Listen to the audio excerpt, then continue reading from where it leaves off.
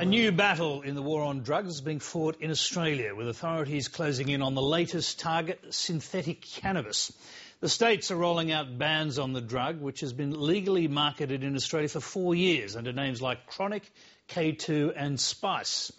Not a lot is known about the effects and side effects of chemical pot, and the absence of information concerns both those calling for bans and those fervently opposed to prohibition. Karen Barlow reports. The Australian market for synthetic cannabis is going up in smoke.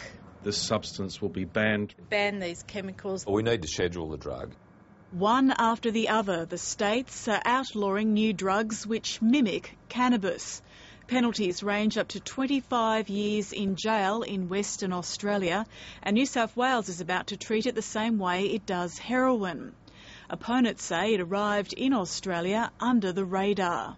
Where you've got synthetic psychotic drugs like Kronic coming onto the market legally, I think we've got a big issue, which is why we're taking steps to redress that.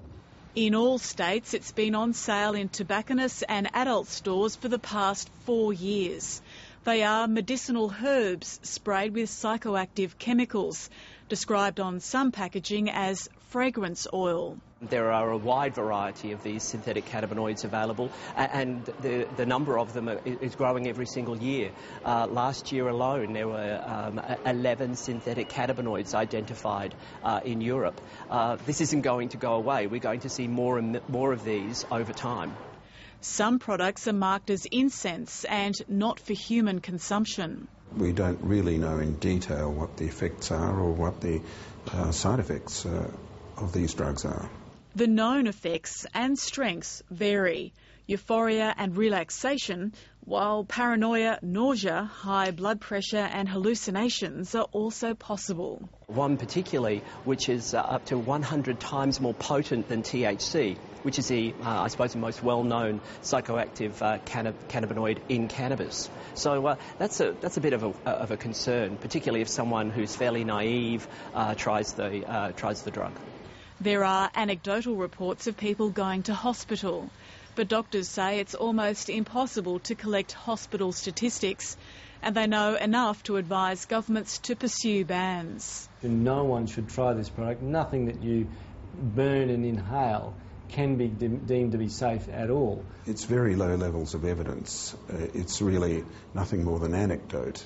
And when parliaments are passing legislation, you want something more than anecdote. The problem for the West Australian government in particular was that the drugs were being used by minors, undetected by drug tests and therefore threatening worker safety. Not only is it a mental health related issue, it's an occupation health and safety issue, and I think that's why we're taking steps based on the fact that we think this drug should be off the market. Now there's panic buying and stockpiling Kronic and the other varieties of the drug.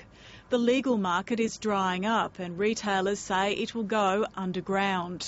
All of those places that were selling it legally and making sure that minors weren't getting it and paying taxes and all that sort of stuff, those people will give it away. And what will happen is that people who don't care how old people are when they buy it will sell it.